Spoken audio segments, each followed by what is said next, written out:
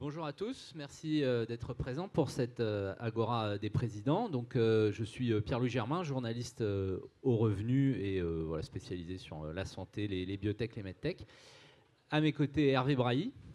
Bonjour. Donc, vous êtes directeur général de Innate Pharma. Votre société est une biotech, une société de recherche médicale spécialisée en immuno-oncologie. Elle a déjà une longue histoire, parce qu'elle a été fondée en 1999 et elle est cotée en bourse depuis 9 ans, depuis 2006. Alors, la capitalisation boursière de votre société a beaucoup augmenté ces dernières années. Elle dépasse aujourd'hui les 750 millions d'euros. Alors, avant de parler de tout ça, parlons un petit peu de votre technologie, de vos produits. Vous avez plusieurs candidats médicaments, c'est-à-dire des médicaments en phase de développement dans votre portefeuille. Vous êtes, on l'a dit, un spécialiste de l'immunologie appliquée à la cancérologie. Alors, quelle est l'originalité de votre approche scientifique avec des termes simples? Comment fonctionnent vos médicaments par rapport à ce qui se fait aujourd'hui dans le traitement de ces maladies?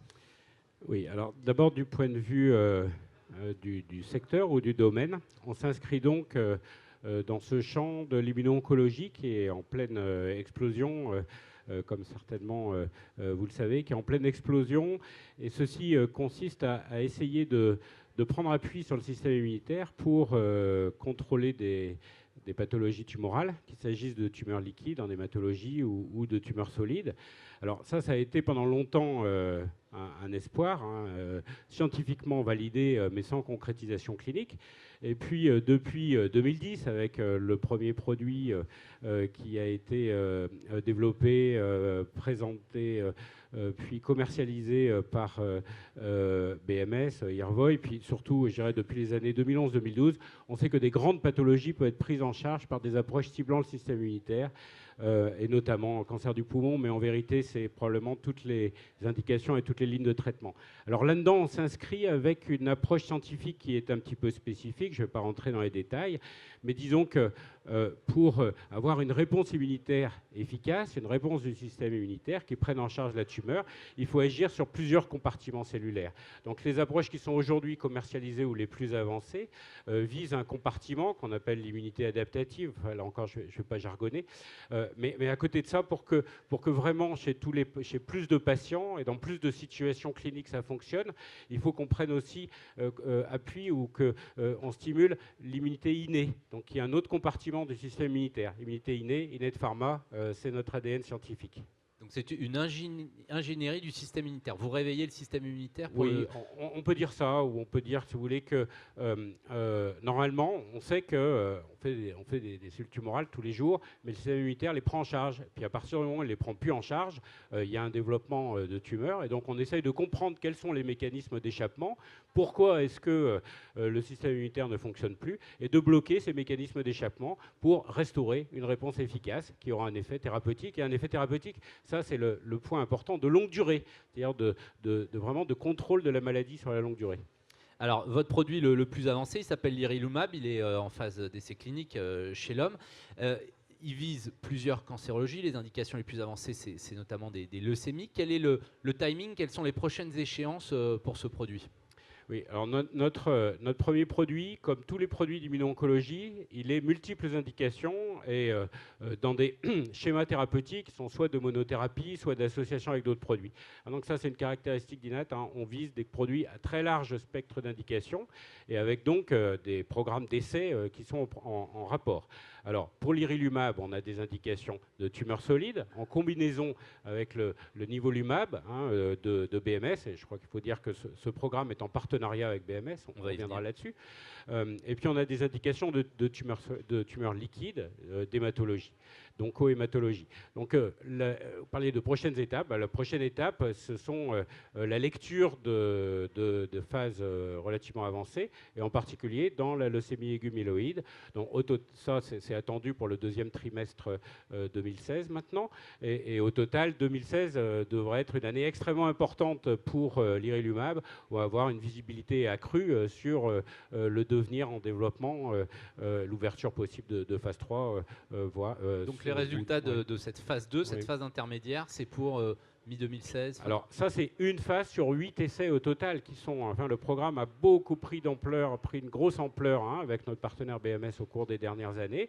Mais c'est le premier essai, et c'est un essai qu'on dit randomisé, double aveugle, de phase 2, qu'on peut qualifier d'essai pivot, qui peut déboucher soit en cas de succès, bien sûr, soit sur une phase 3, soit même en cas de bénéfices thérapeutiques démontrés exceptionnels, sur une démarche réglementaire d'accélération accélérée. Précisément, ces résultats, vous les attendez pour quand? Alors, les projections sont faites par les biostatisticiens et réévaluées. Aujourd'hui, on est sur une projection.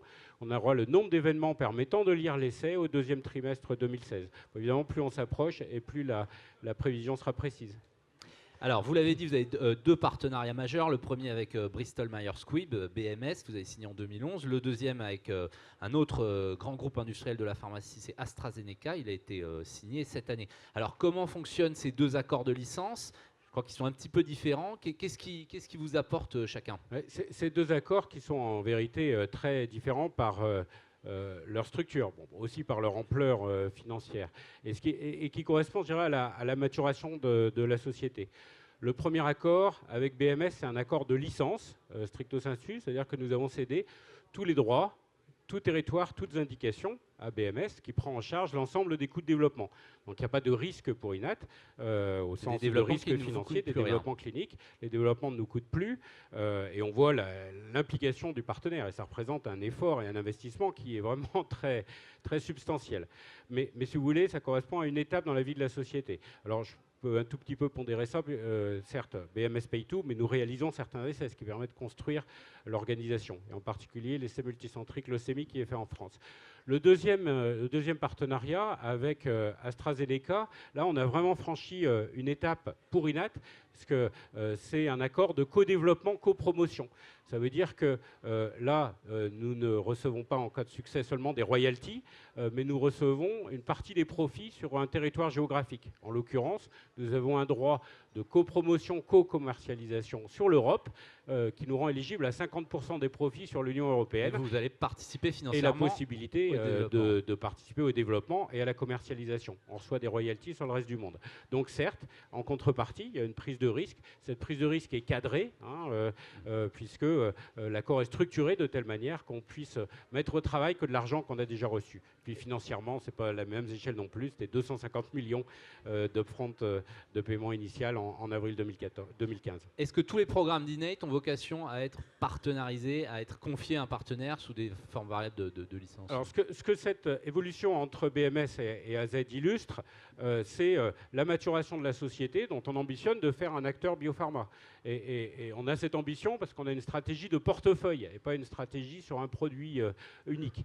Donc effectivement, on a un troisième produit derrière qui devrait rentrer en clinique très prochainement, qui lui est un produit propriétaire et qu'on ne va pas chercher à avoir en partenariat. Bon, pourquoi ça? Parce que c'est un produit pour lequel les investissements nécessaires pour le développement sont probablement plus faibles, parce que c'est un produit qui adresse une pathologie qui est en besoin médical très sévère, le lymphome T cutané, mais qui est plus restreinte. Donc là, on ne parle pas de centaines de millions de dollars ou d'euros d'investissement, mais plutôt de dizaines, donc on peut le prendre en charge. Au-delà, on a un portefeuille de discovery qui est très large, et je dirais on choisira de façon pragmatique, au cas par cas, selon les besoins, selon la pertinence, mais avec cette idée de conserver des droits au minimum sur des territoires pour se réserver la possibilité de construire la société. Alors revenons à vos partenaires. Deux partenaires, ce sont deux sociétés qui sont investies dans le domaine de la cancérologie, qui sont même très en pointe en immuno-oncologie. Elles ont eux-mêmes leurs produits innovants. Comment ça se combine avec votre portefeuille? Est-ce qu'on cherche des synergies? Déjà, je crois que vous faites bien de souligner que c'est deux sociétés qui sont en pointe, parce qu'il y a 4 leaders, si vous voulez, qui sont peut-être au coude à coude dans l'immuno-oncologie, qui est appelé à devenir le premier segment de l'industrie pharmaceutique. Donc c'est pas rien. C'est BMS, bien sûr, qui est leader et le premier qui a démarré dans ce domaine, suivi par Merck, Roche et AstraZeneca. Donc c'est des sociétés qui sont vraiment les 4 acteurs. Deux partenaires parmi les 4 qui ont pris, alors il y en a d'autres maintenant qui rentrent, mais qui ont pris le lead. Donc, Ils ont eux-mêmes leurs produits, ouais. leurs Alors, innovations. ils ont eux-mêmes leurs Comment produits. ils vont utiliser les vôtres? Aujourd'hui, le produit le plus avancé, c'est les produits Opdivo et Keytruda qui ciblent une molécule qu'on appelle PD1 et qui ont changé la face, non seulement du mélanome, mais de grosses indications comme le cancer du poumon. Ces produits vont être probablement toutes lignes, toutes indications. Mais ce n'est pas la fin de l'histoire, parce que si on regarde les résultats de Opdivo ou Keytruda, les taux de réponse et de réponse de qualité qui sont obtenus sont entre 20 et 30% des patients. Bon. Donc l'avenir est à des combinaisons de produits et surtout à avoir de multiples produits qui adressent les multiples mécanismes d'échappement qui sont en jeu. Donc il n'y a pas du tout de compétition. On a un nouveau, je dirais, paradigme thérapeutique où les produits vont s'articuler avec ces anti-PD1.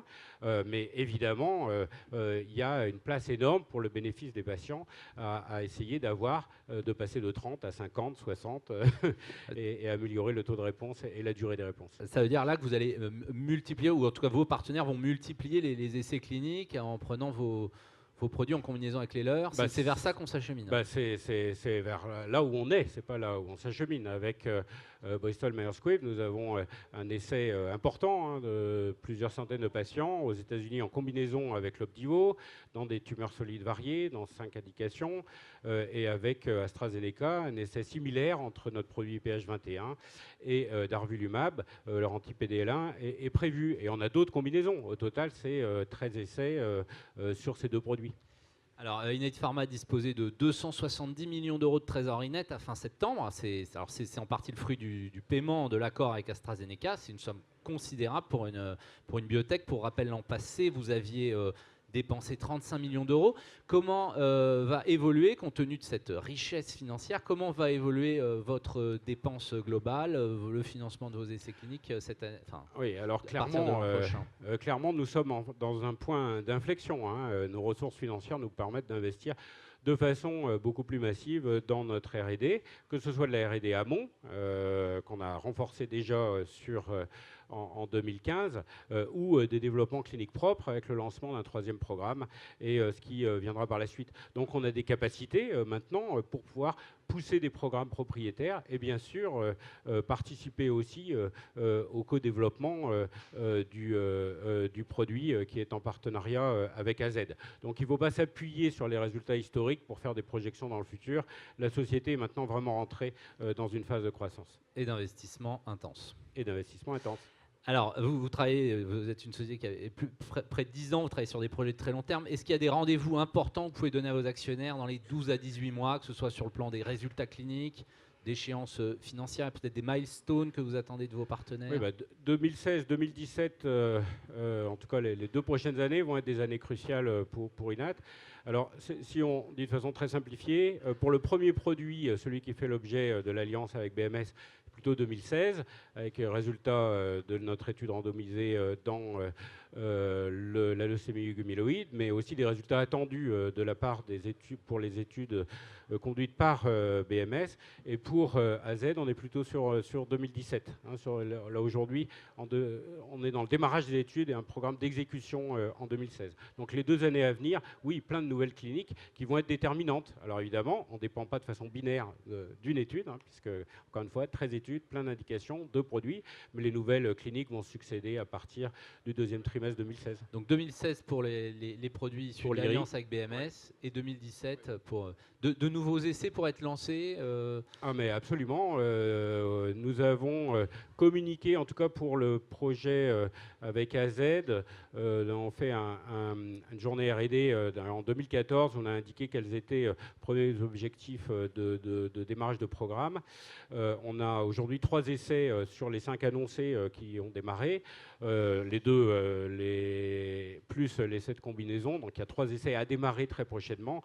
Et bien sûr, on ne s'interdit pas de donner plus d'ampleur à ce programme. On est d'ailleurs dans une situation aussi intéressante parce que AstraZeneca a une alliance avec Celgene en hématologie sur PDL1 qui nous est quelque part ouverte. Donc on rentre aussi là dans une combinaison qui ouvre d'intéressantes perspectives pour Innate Pharma. C'est-à-dire qu'il pourrait y avoir des combinaisons entre vos produits et ceux d'autres biotech avec qui AstraZeneca a passé des... Biotech, oui, grosse biotech. Oui.